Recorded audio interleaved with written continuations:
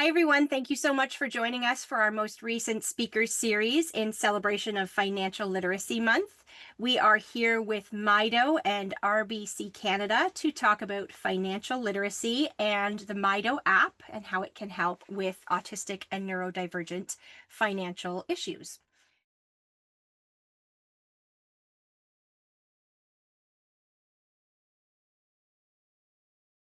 For those who aren't familiar with Mydoh, Mydoh is a money management app with Smart Cash Card for youth aged 6 to 17, and it's available on the App Store and in the Apple Store. Mydoh gives young people exposure to real money experiences, and through Mydoh, kids can pay for things online in the online store with their digital or physical card. They get paid for tasks parents set up in the apps, like allowances and different chore values.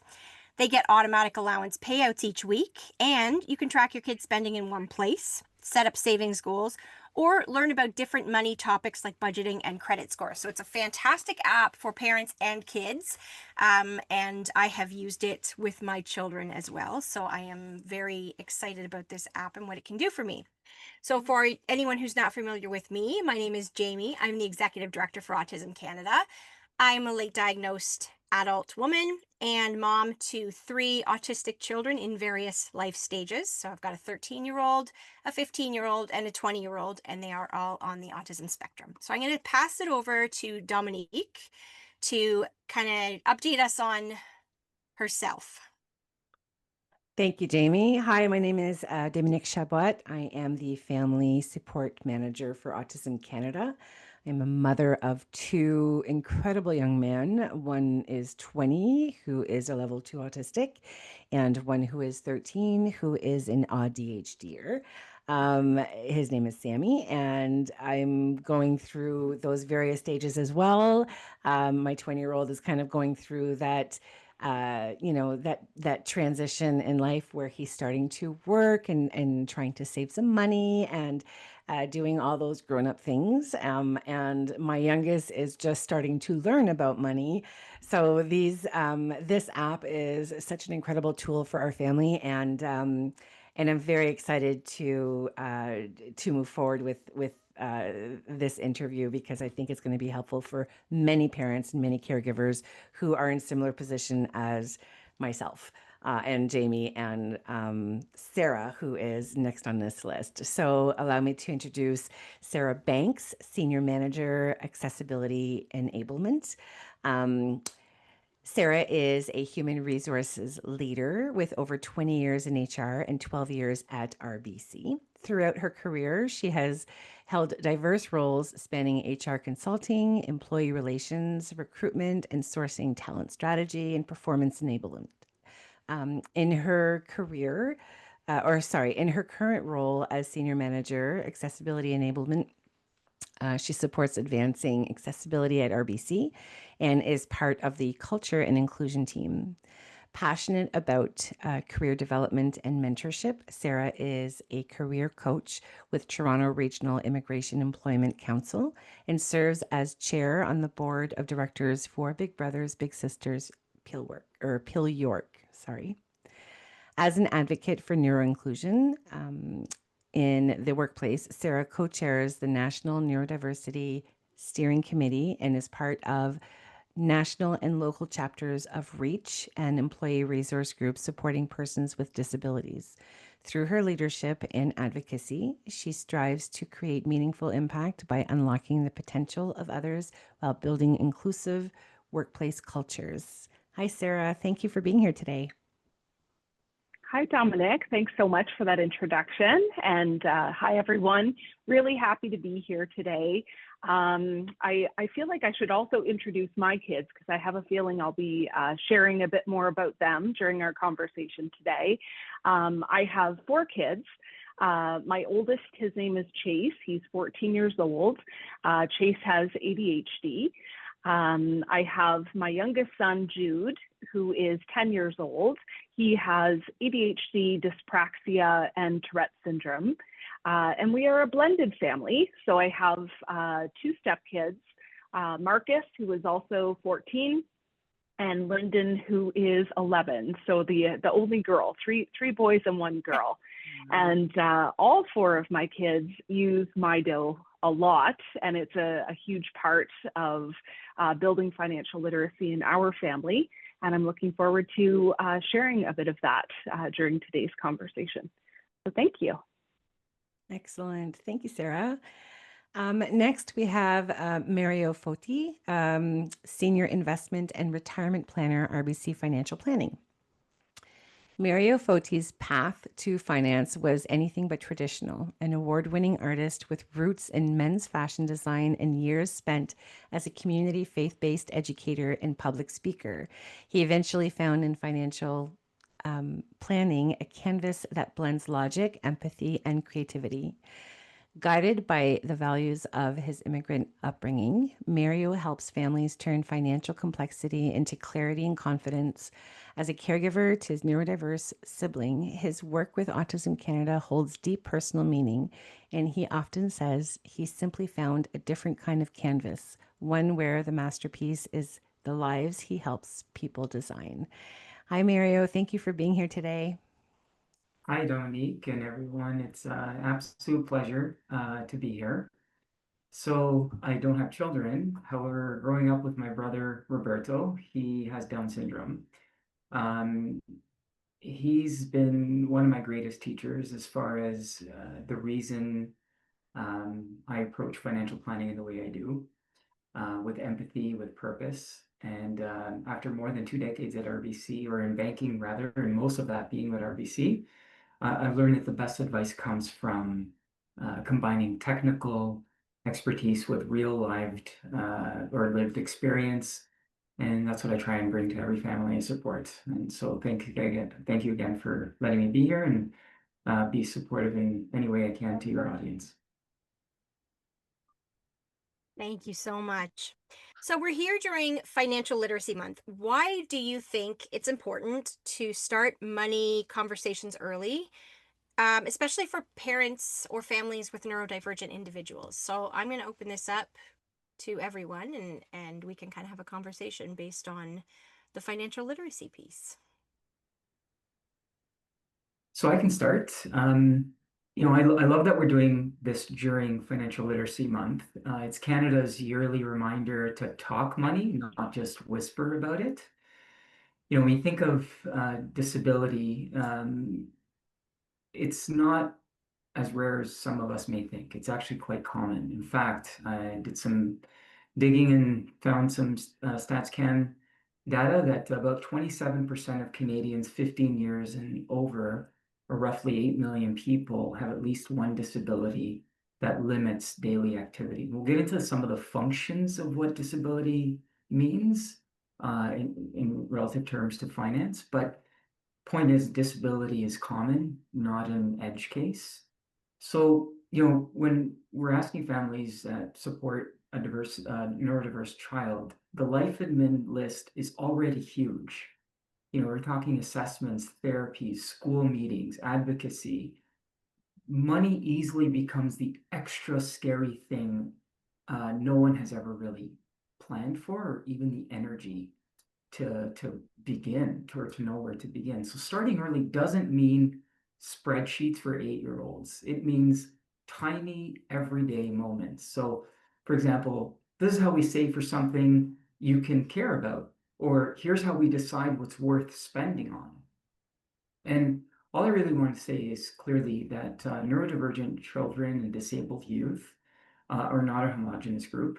Some are numbers oriented, some are visual, others are overwhelmed by details, but everybody has their own talents and strengths in their unique ways.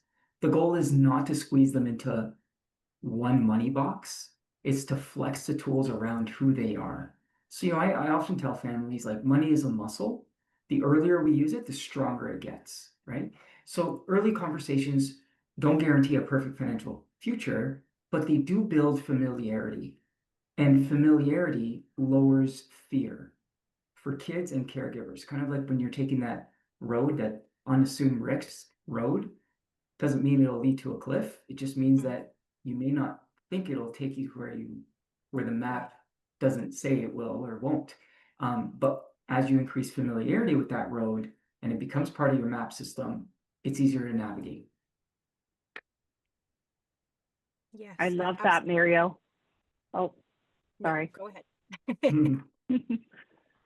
No, thanks for sharing that, Mario. I loved so much of what you said. When I reflect on that question, you know, I think about how I experienced money when I grew up. And that was that we didn't talk about money. There was a lot of mystery around it. We were very private, and it became a very taboo topic. And I think having conversations about money can really remove that mystery. I think it helps kids develop a healthy mindset, which can help support a better relationship with money as they grow up and as they get older in life. And you spoke about the familiarity of it, and I think that does help remove some of the fear and anxiety that people sometimes carry when we talk about money. As a family with 4 kids, 2 of who are neurodivergent, I know for my kids specifically, they really benefit from repetitive learning. So having the time to, starting early and having more time to learn grants them that opportunity to experience the repetition. And that could be repetition with making good decisions, or perhaps not so good decisions in some cases relating to money, but it's that repetition that really helps the lessons sink in for them. And I also think there's a lot to learn when it comes to financial literacy. So, you know, when you start early, it allows for a more gradual learning. There's many different concepts that make up financial literacy as a whole, and being able to introduce these topics over time when it's age appropriate and when they're ready for it. And I think a lot of financial topics are like, you know, building blocks. You start with building a strong foundation with some basic concepts before you build on to that with introducing other more advanced pieces of financial literacy. So for example, you know, my kids in their younger ages, saving and spending is sort of that early concept that we've introduced. But we're just starting to introduce the topic of budgeting to my son, who is 14. So I think it is just it allows for more gradual introduction of more complex concepts as they learn. And I think lastly, starting early, it allows you to naturally take advantage of things that come up in life over time, like that opportunity to lend money to your brother, or to go to the store with friends who you find out doesn't have any money with them, but you do. You know, these like natural occurrences that happen in living everyday life that have so many teachable moments within them.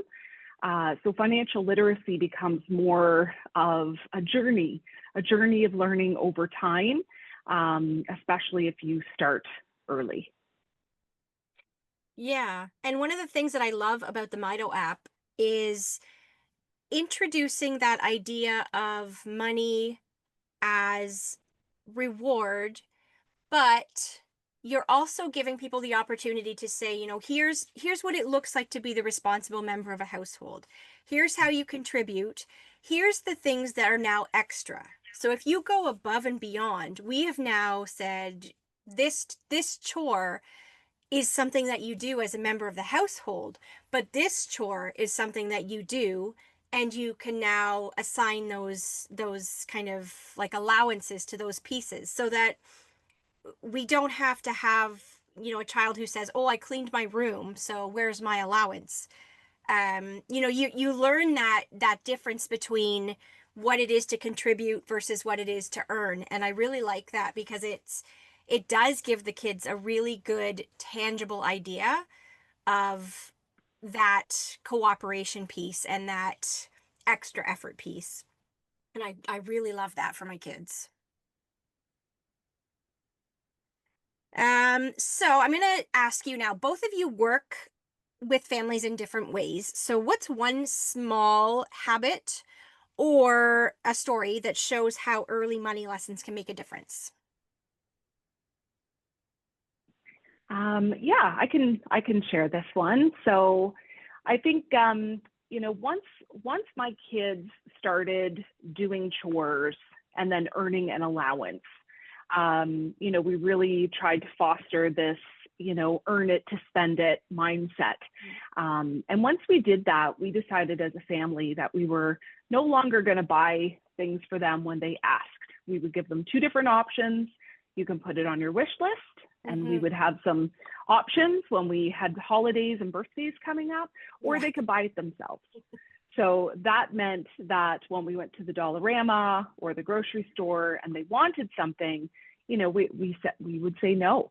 And I think that was to really help them understand that money is finite. It's not unlimited. Going back to the money does not grow on trees concept.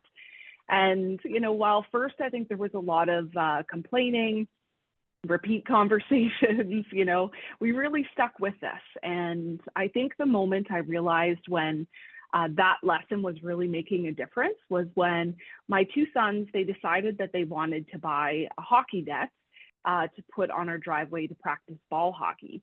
And, I heard them talking about it, and I was thinking in my head, like, oh yeah, I'd get that for them. I was like thinking I would buy it, but they didn't even ask me. They made a plan. They decided to go splits on it. They decided they were going to look on Marketplace to try and get a good deal. So it really was reaffirming to me that, that habit that we established in not sort of coughing up money anytime they asked for it, they had assumed the responsibility of buying that for themselves. And I think that there's a lot of lessons that come with that. You have to make choices. So, if you're willing to buy it yourself, then you look at it differently than if mom and dad are going to buy it for you, for example.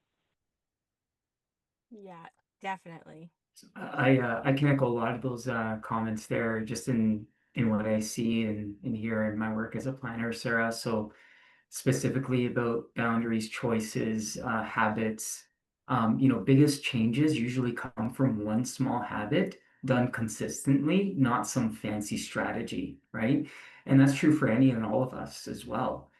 One of my favorites that I've heard is something that I've come to call like a tiny team meeting. So once a week, a family sits down for like 5 minutes and they ask, what did we spend on this week? What are we saving for? And did anything surprise us? Which is an awesome question in and of itself. For many neurodivergent kids, that might look a little different, right? A visual board with stickers might work best. I've used this with my brother, 3 jars labeled spend, save, share. Classic 3-jar rule, but you can adapt it accordingly and tailor it to what suits your child or your family member the best. And of course, using the app like Mydoh for a few simple goals instead of lengthy explanations. Content point is that it shifts from child to child. The message, though, stays the same. In this house, it's normal to talk about money. And those tiny check-ins repeated over years quietly builds exactly what we want. So like the ABC of confidence, right? Awareness, boundaries, choices. So awareness of where money goes, boundaries of when we say yes and no and what we say yes and no to, and then choices and the confidence to make them. So when you repeat that from a young age, you're not just teaching dollars, you're teaching decision making. That is so empowering. Yeah, definitely. And I find even as a neurodivergent adult, there are always challenges, and there's always dealing with things in different ways. And one of the tools I found that I love for myself is the bullet journaling, where you have these little coloring jars for saving, or here's even things like the cash envelopes if you have something specific to pay for. We have a little box, a little shadow box that hangs on our wall, and it says vacation savings. So every time one of the kids finds a coin around the house, it goes in that little thing. But it's just finding those different creative ways.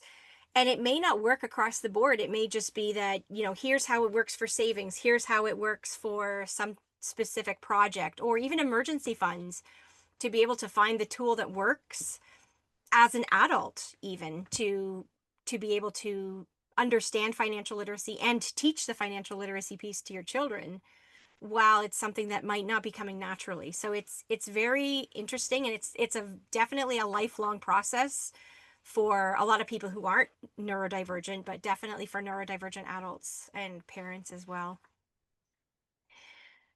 So we're going to expand on this a little bit, and I'm going to ask Sarah, why do you think it's important to teach the kids about money, and how has Mydoh specifically helped your family? Oh, well, I would say, how hasn't Mydoh helped my family? We use many of the features in the Mydoh app. We started by setting up chores. What I like about the features to set up chores in Mydoh is that you can customize them. So they are unique for each of our kids based on their abilities, based on their age, and what is age appropriate for them. There's some great flexibility in how you can set it up. You can have it so that as kids complete their chores, they're paid by chore, or you can set it up so that they are paid for doing all of them or not if they didn't do all of them, which is what we opted to do. And what I love is that there's, you know, a suite of automated features as well. So for example, kids get reminders to do their chores.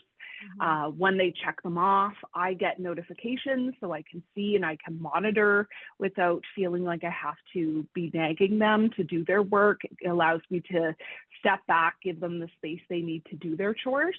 And I know like all kids are different, but my kids experience what's called demand avoidance, which is common amongst neurodivergent individuals. And it describes when you are asked to do something, you have less motivation to do it versus if you had the opportunity to just do it yourself. And so my kids experience that. So because of the fact that they know what's expected of them, they have this checklist, they're given the time and space to do it, it eliminates the friction from demand avoidance. I don't ask them, they know what they need to do. They go in, they check off their chores, and at the end of the week, they automatically get an allowance. And also being neurodivergent myself, I struggle with juggling multiple tasks and remembering things like sending them their allowance reliably every week. So I think they appreciate the reliability of the automated allowance that happens instead of having to come and ask me to remember to send them their money for the week. So really good for just establishing, you know, great routines, set expectations. And you know, one of the other ways I'll describe that Mydoh has really helped us, and this is maybe a little bit selfish for me to share this. It's more about the overwhelm of being a neurodivergent parent, or just being a parent in general. There's so many things that we have to juggle. We had brought our kids to the 400 market to buy some gifts for each other for Christmas. And this was pre-Mydoh, okay? So they each had their own bank card with them. And they all used their bank card in the past. So I also wanted to shop on this trip. And let me just say, I did not get any shopping done because one of the kids forgot their PIN. Another one wasn't sure how much money was in their account, so they ended up getting an NSF. Or non-sufficient funds. Somebody else came to me to say, how much do I have now? I just spent a little bit. So, you know, I felt like I was managing, you know, the money for all four of my kids. So if we sort of fast forward to after setting up Mydoh, you know, they're able to tap now, there's no PIN needed. And we actually brought all the kids to Comic-Con. Same thing, you guys can go off and do your shopping. It was a completely different experience. They have their device with them, they can check their app to see what their balance is. There were no non-sufficient funds. And one of my sons even misplaced his card while we were there, and we were able to pause it through the app. So that we didn't have to worry about someone picking it up and spending it. We did end up finding it and could very easily turn that feature off again, so crisis averted. So, you know, it just gives you a sense of, you know, how much independence they can have, which really builds confidence, I think, and, certainly made my job as a mom easier. And overall, just establishing good routines, building responsibility, simplifying things with automation, notifications. It's been an incredible tool to help us teach our kids. Definitely. And I think one of the hidden perks of it is that when you are able to customize those chores and those tasks and assign those dollar values to it, it kind of demonstrates to them how much effort is required for this much reward.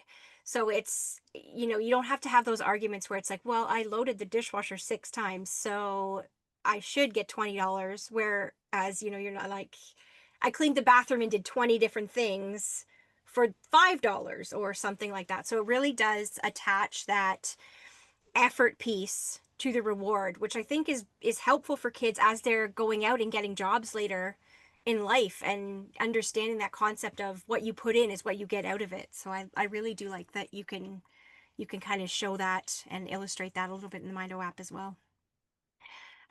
So Mario, how does that kind of early exposure connect to long-term financial confidence as children grow up into neurodivergent adults or just adults in general? Yeah, and a lot of this is echoing Sarah and your comments as well. When money is something that adults only talk about behind closed doors, kids can grow up either afraid of it or overconfident with it. And so early exposure, whether it's a simple allowance, a prepaid card, a visual goal chart, it can turn money into something that goes from being mysterious to something that, as we talked about earlier, familiar. And for many neurodivergent youth, even in adulthood, predictable routines around money are especially powerful. So same day, same way, right? Maybe Fridays are the money check-in day. Same steps, money comes in. We look at what's left. A bit goes into a future or big goals jar, whatever the case is. Right. Now, over time, and in paraphrasing some of what was already said here, those repetitions teach cause and effect, right? You do this, you get that. If I spend here, I can't spend there. Delayed gratification as well. If I save, I'm taking care of future me, right? So that's what I mean when I say, start small, repeat often, small steps, big future, like boring, but attainable and realistic. And again, not every child will engage at the same level. Some will be deeply involved in every decision. Others will just tolerate a quick visual check. That diversity is normal. And yet it's about turning money from a source of panic and fear into something that your child or anyone really can recognize and can engage with in their own way. And so that's the root of long-term confidence. And it really doesn't change for any of us when it comes to relationship with money. Perfect. So some caregivers worry about where to start and whether they're doing it right or wrong. So what advice, Mario, would you give to make money learning feel manageable and not intimidating? Yeah, so I gave this some thought. And first of all, if you're worried about doing it wrong, that already tells me you're a thoughtful caregiver. It certainly runs in a second by second mental gymnastic exercise for me and my family, and I can only imagine my parents. So I usually give 3 pieces of advice. First, keep it tiny. One small habit repeated beats 10 big ideas that never happen. So maybe every Saturday you and your child open the app together and check their balance. Or once a week, they choose one thing to buy with a small budget. Second, keep it concrete. Many children, neurodivergent or not, learn best when they can see or touch things. Jars or envelopes for spend, save, share, or a chart or visual schedule on a fridge. Simple goals inside Mydoh instead of complex budgets. And third, keep it kind. Mistakes will happen. Maybe they blow through their allowance on day 1.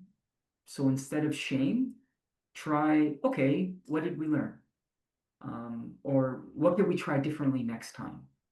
The only real wrong way is never talking about money at all and treating it like it's taboo.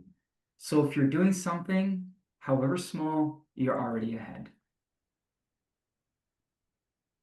Perfect. And I'm going to ask Sarah the same question. So, from your perspective, what are some small steps that parents can take? Yeah. Well, I think Mario said it so well. And, you know, I liked when you mentioned, you know, just being kind, because I think we do need to be kind to ourselves. We live in a world right now that's filled with consumerism and ads and scams and instant gratification, quick hits of dopamine, right? Like it's tough for adults to navigate money in a world like this. And so we need to be kind to ourselves, knowing that our children are experiencing this as well. And we're caring for people who, you know, also need the right guidance. And I think it is important to acknowledge that this is a learning journey. And we can go on this together. We can learn together. We all make mistakes. We learn through trial and error. Even adults learn that way. And, you know, especially with it being Financial Literacy Month, being able to lean into tools that help, like Mydoh, some of the great resources, experts like Mario, to help you learn. And I think that just leaning into what's available to support you so that it's less intimidating. Definitely. So, Mario, once families start building those habits, those early habits, what comes next? What kind of programs and tools are there that can help caregivers strengthen a child's financial independence, or just their financial foundation and their understanding of money? Yeah, great question. So once those small habits are in place, the next step is to make sure you're not missing the supports and the programs that exist for you and your family. I usually ask caregivers to think in three buckets. Um, First is everyday money skills, second, tax credits and benefits, and third, long-term savings. So I'll break this down. I'll keep it basic and simple. We're not giving tax advice here. We're just giving Right. high-level information. And of course, every situation is unique, right? So first, everyday money skills, things like Mydoh, visual charts, the three-jar rule, things that we already said. Second, tax credits and benefits. So for example, which we'll get into in a little bit here, the disability tax credit, the child disability benefit, the Canada disability benefit, that's a new one, medical expense credits, caregiver credits, depending on the situation. Long-term savings, that's the third one, especially the RDSP, or the Registered Disability Savings Plan. I have sort of my own little mnemonic here to help people remember. These are individuals for those who qualify, because that's where government grants and bonds can really help build. If you have another way of describing an RDSP, it could be a rainy day safety pot of savings over time. And the good news is you don't have to fix everything in 1 year, right? I often encourage families, again, pick one habit and one program to look at. Maybe this month, maybe this year, but the real progress is starting. And remember, micro habits, macro safety. Right. Perfect. So a lot of people heard the acronym RDSP, or what that might be intangibly, but where do they start with that? Can you kind of walk us through how that RDSP works and why starting it early for your children or for your family is important, or why it matters? Sure. Would you like me to talk a little bit about the DTC before getting to the RDSP? Because Sure. they kind of go a little Yeah. hand in hand. So Yeah. if we're going to ask a question like what's one government program every caregiver supporting a neurodivergent child should know about, or even adults, Yeah. if I had to pick a pair rather than just one, it would be the disability tax credit, or DTC, Hmm. and the RDSP, or the Registered Disability Savings Plan. So I think of it in this way. So the DTC, another way to it can stand for is door to choices, the key.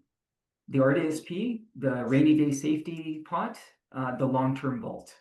So the DTC, if you qualify, can reduce income tax and open the door to other supports. And that's why it's so critical. A lot of planning can be done around the DTC alone. The RDSP is where you can then build long-term savings for that person's future with the help from government grants and bonds once the DTC is in place. So together they have a huge impact on the long-term financial security of a disabled family member.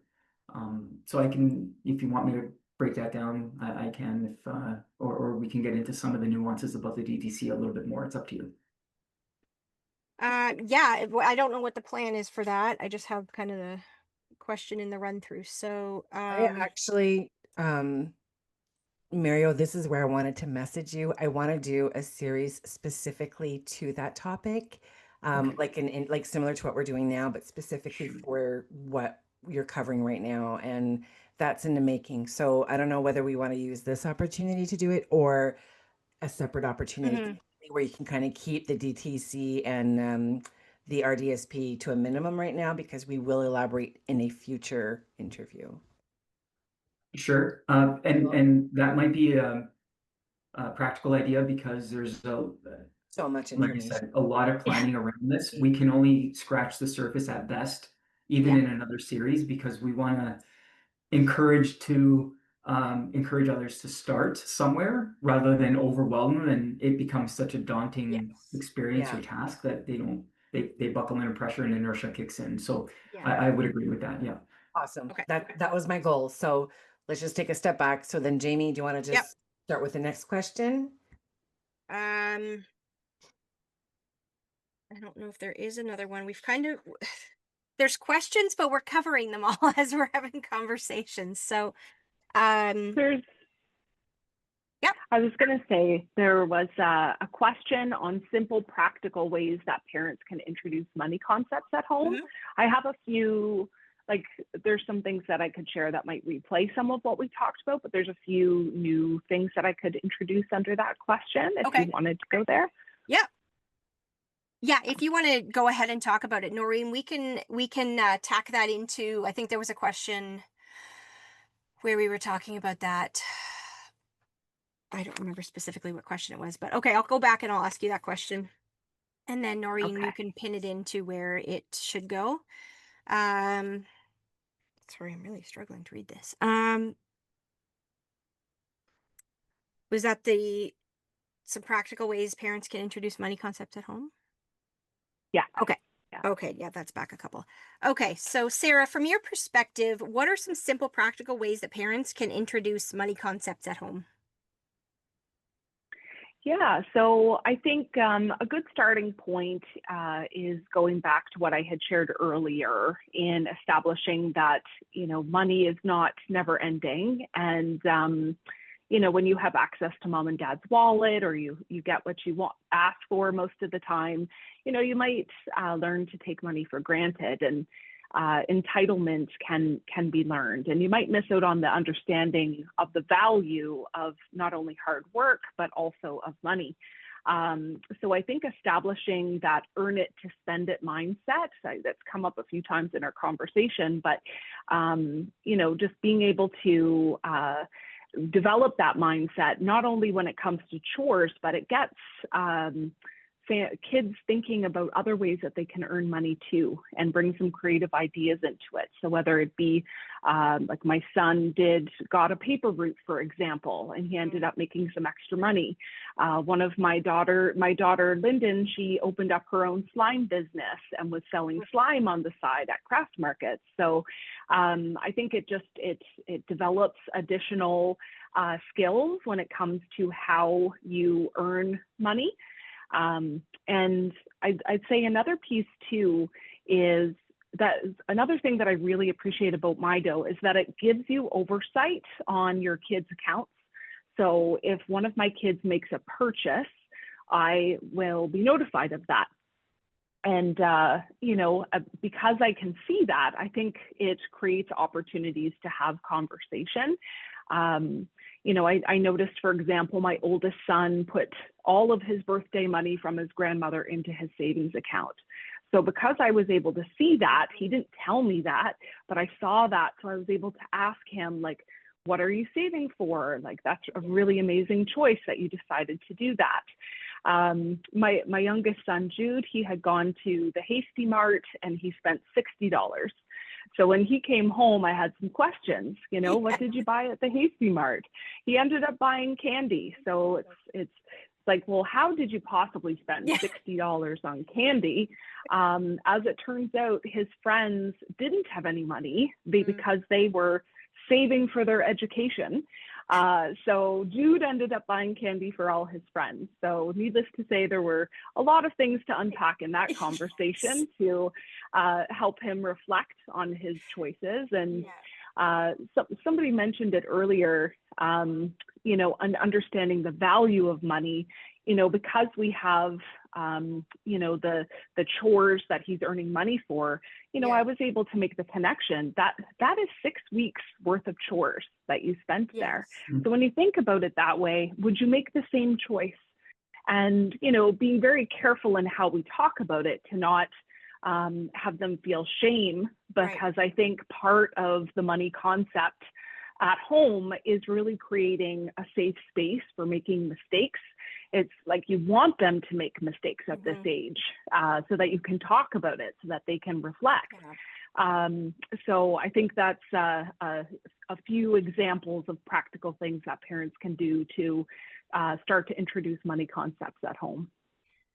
Yeah, and that kind of leads us into, you know, examples or unique financial struggles that parents of neurodivergent children might face as opposed to a neurotypical household.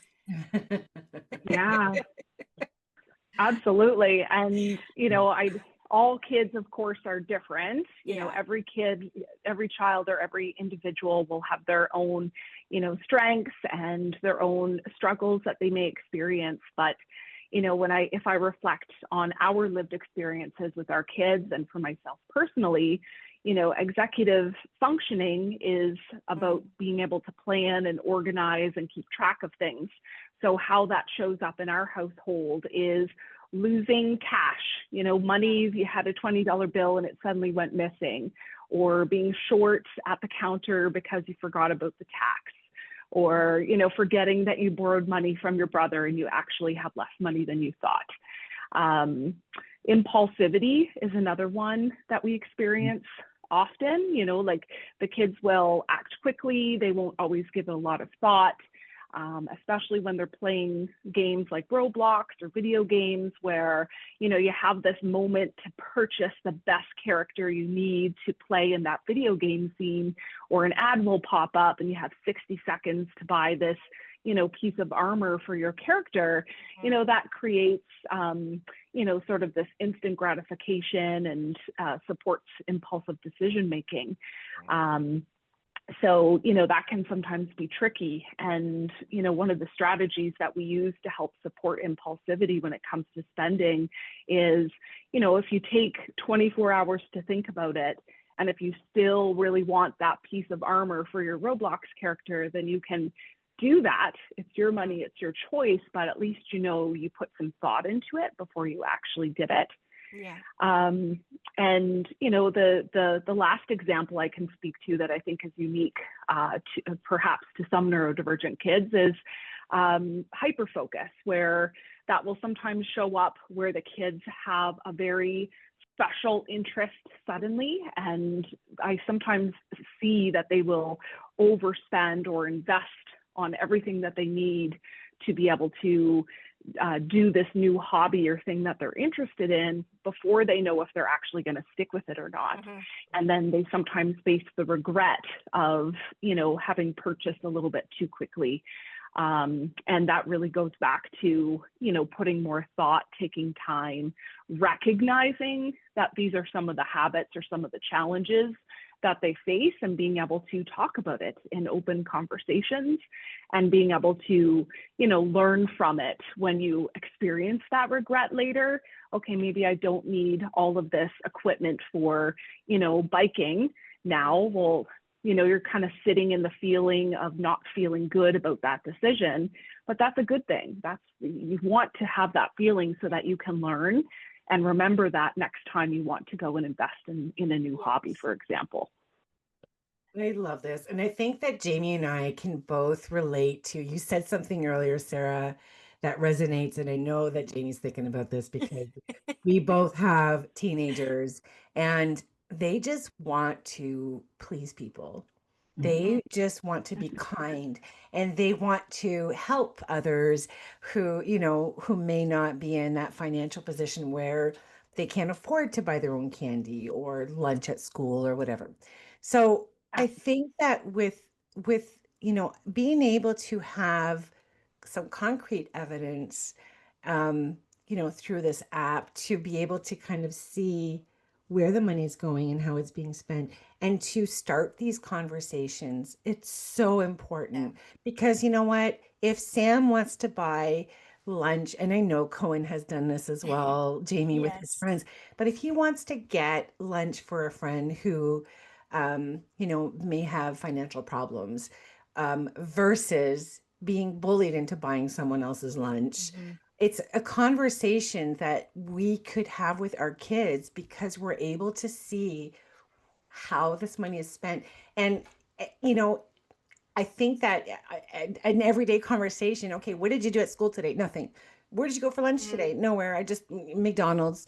Oh, did you go with friend? Yeah, yeah. And they don't necessarily, you can probe as much as you want, but if you have that tangible evidence on how that money was spent, then these are important conversations to have. One, it will help with that vulnerable piece where because they're neurodivergent, some kids may want to take advantage of that. Or, teaching about kindness and acknowledging that that kindness is so important.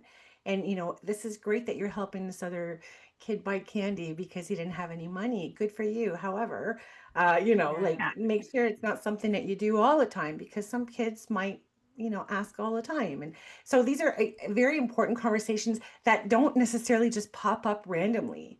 And as parents, we have so much else going on that it's really difficult to kind of spark these conversations naturally or organically. Whereas with this particular situation and their spending, it opens a door. It opens up that conversation that is so needed that we as parents sometimes forget to have or don't have the time to have. It's so important. So I really liked your story, Sarah. Thank you so much for sharing that. I felt that was really, it's key. It's a good takeaway. Yeah. And it's great because you can create these tangible, envelopes that say, well, let's look at this. You've spent this much money on candy. So let's create a candy spending pool. And then you don't go out of that candy spending pool. Or, you've got, it's like having the checkings account and the savings account and all that. So creating different accounts for different purposes. So, if they do go out, they have a pool for their lunch money. And, maybe it sparks that conversation. Well, I have $20 in my lunch account right now, but I want to buy my friend lunch.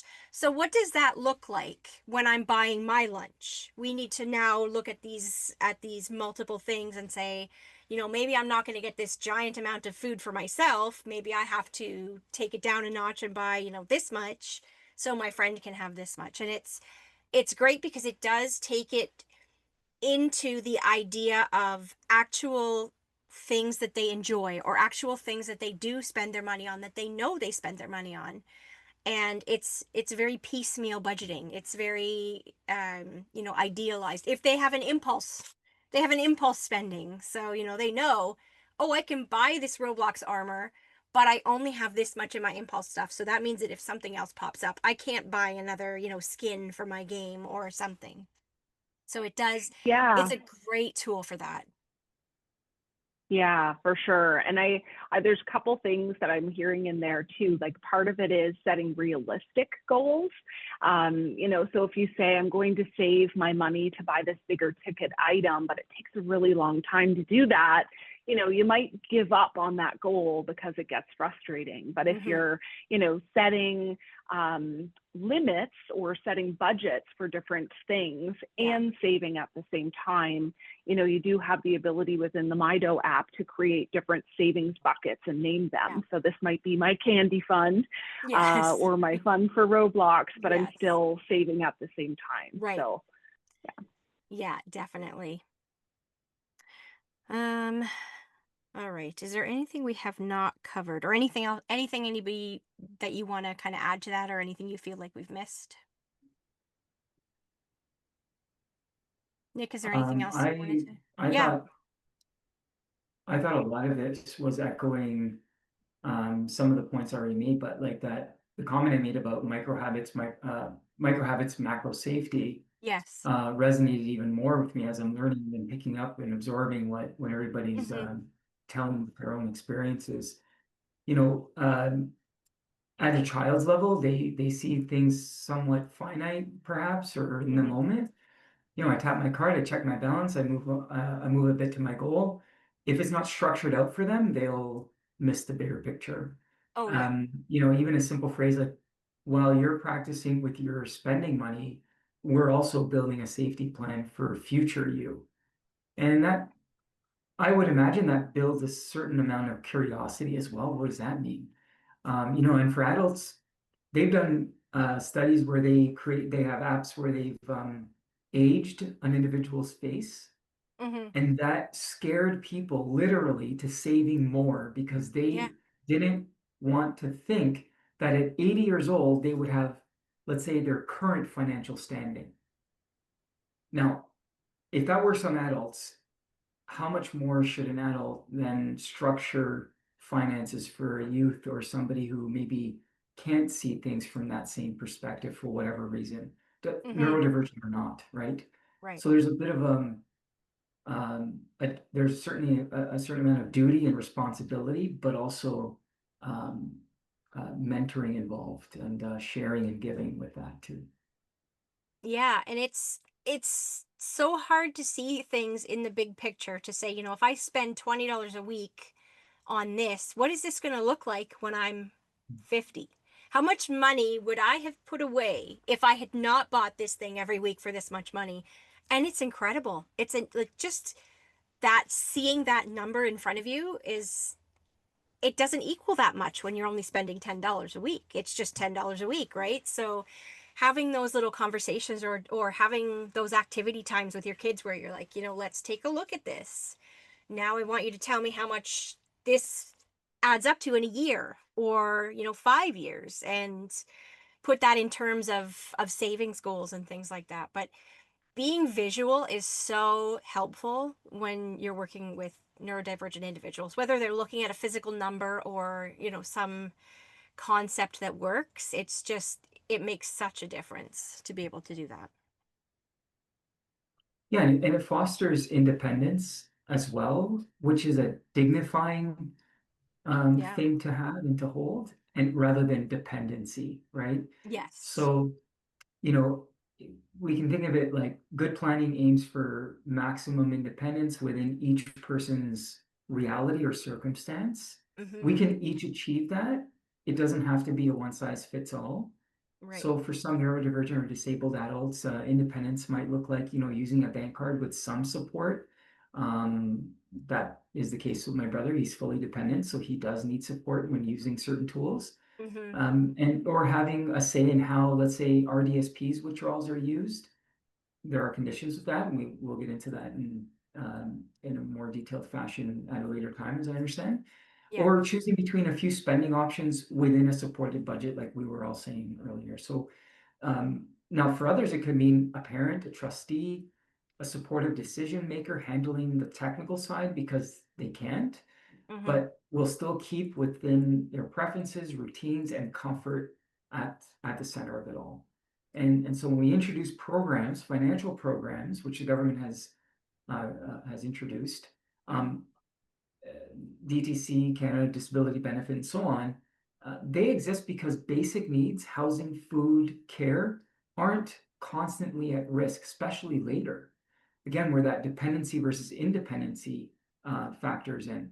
So when those basics are more secure, it becomes easier to build whatever level of independence is possible for that person. And independence isn't an all or nothing thing, it's a spectrum. These tools are meant to support independence, to dignify the individual, not replace it. Right. Definitely. And Yeah. it's I find even being an adult, we've moved into this generation where it's no longer a cash society. It's you've got your debit card. Good point. And the debit card is so hard to tangibly know where you stand because you don't see it. You don't see that money in your wallet going down. It's just always there. So it's like for a lot of people, it feels like an unlimited resource where there is no there is no repercussions for using this card because we don't regularly see where that's going. So having the ability to have those tools to plan for those basic necessities and you know that backup of this is what these basic resources can do for you and having the specific tools to be able to see where your money's going. And that's one of the things that I actually really love for the kids about Mydoh. Before we were using a prepaid credit card for my son, and it was his lunch money would go on this prepaid credit card. But again, there's no concept, right? It's, oh, I'm going to go to Tim Hortons in the morning. I'm going to go here for lunch. I'm going to go here afterwards. And the money is just going and going and going and going. And the idea of that necessity versus want versus need, right? So there I do love all of the tools. I haven't found anything that I don't love about the Mydoh app for the kids to be able to organize their future thinking. And I think that's the biggest thing that comes from it is not only does it make my life easier because I don't have to remind them to do things. It's just there. If they want this, they do this. But it also gives them the ability to look into the future and to have that money piece be something that is real and that does have a finite value. Yeah, if I could just add to Yeah. that, I was thinking about how using Mydoh, sort of the features and how you use it, it grows with them as they learn Yes. new financial concepts. So for example, my 14-year-old Chase, he now is of the age where he's activated his Apple Wallet. So his Mydoh card is in his Apple Wallet and Yeah. he set up his own Amazon account. Watch out. So, you know, just with a double click on the side of his phone, he's now able to make purchases Right. because that is how people are spending now, right? Yeah. They're not necessarily going into stores. And I appreciate some of the things that you're sharing in that, you know, when it's not tangible, you don't have a physical product in front of you, you're not handing somebody cash. Mm-hmm. You know, it's not visible, out of sight, out of mind, but Yeah. being able to, you know, use your Mydoh account and be able to monitor your spending through the transaction history and, you know, and also as Yeah. a parent, be able to monitor that too and Yes. have those conversations. Yeah. There's so much value in that, Yes. both from, you know, early concepts of money to advancing to the stage where they're purchasing things online. Yeah. Yes. And that gets scary as a parent when your kid has, because we want to give them independence, right? We want to be able to let them experience things and learn all these things. But yes, it is terrifying when when they have open access to make internet purchases. I sort of know how my husband feels now, right? He's Yes. used to random Amazon packages showing up on the doorstep, but Yeah. now I'm experiencing that with my son, Chase. He'll Yeah. randomly buy a hoodie or whatever. Yes. So, yeah. Yeah, it is a little scary.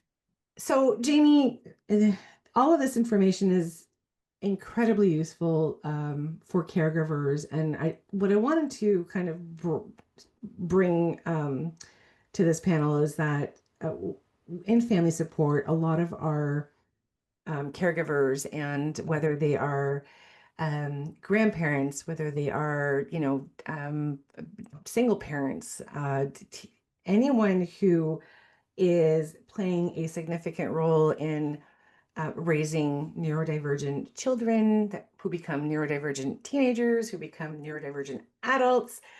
What is it? What is that one, takeaway that we can offer these caregivers who are currently going through all of this anxiety, especially with, in today's day and age, the economy itself?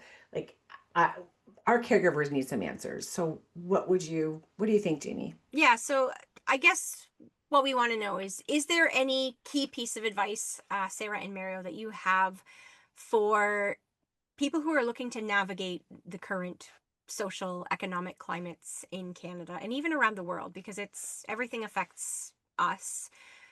So is there any key piece of advice or any ideas on kind of the bigger picture that you have that you could offer to our community?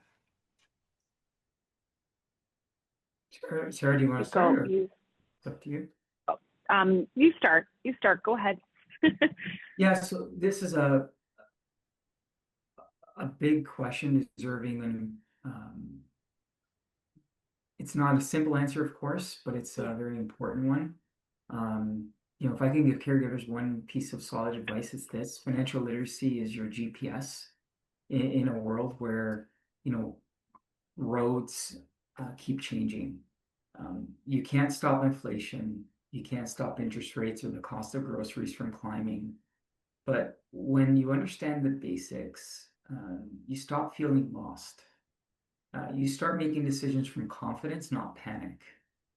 So we can think of it this way, like the economy, if we liken it to the weather, then financial literacy, and again, by that we mean concepts, strategies, tips that we've been sharing all along here. This is your umbrella. You may still get splashed, but at least you won't get soaked. And some of the big takeaways can be: learn the rules, even the simple ones. Start small, tiny, but that one step will lead to another and another and another. And before you know it, we're walking.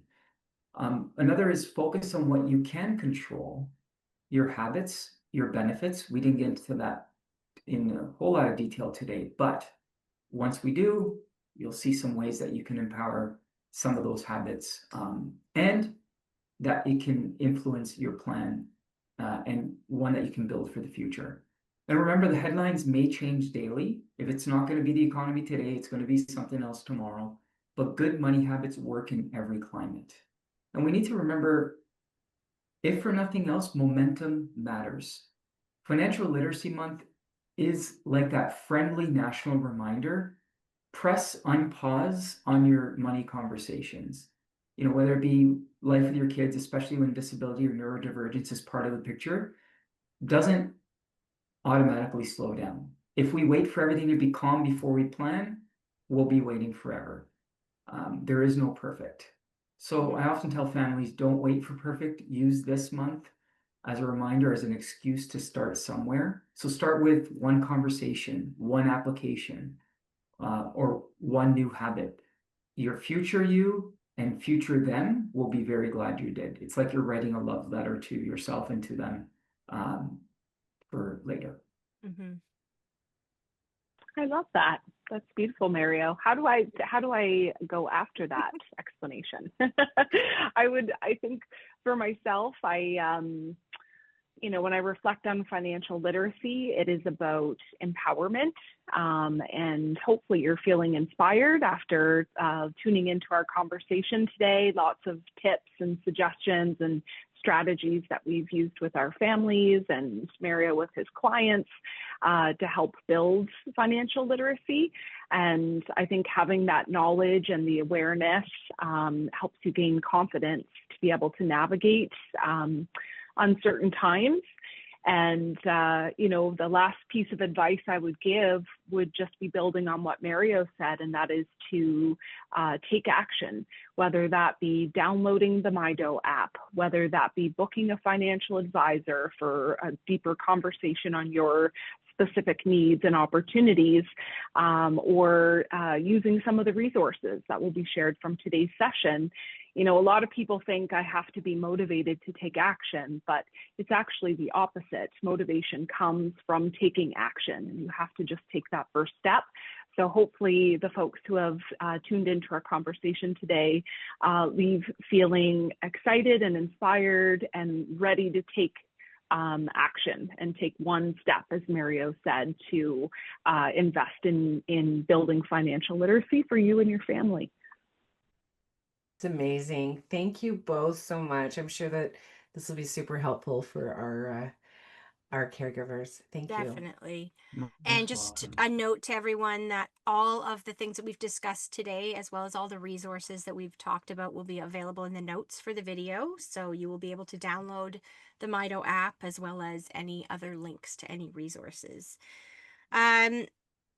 So thank you so much, Sarah and Mario, for joining us and for talking about financial literacy and kind of giving parents that initial roadmap to helping their families and to helping themselves navigate the sometimes insane life that is being part of a neurodivergent household. But it will be a fantastic tool for people to be able to use, and we love it.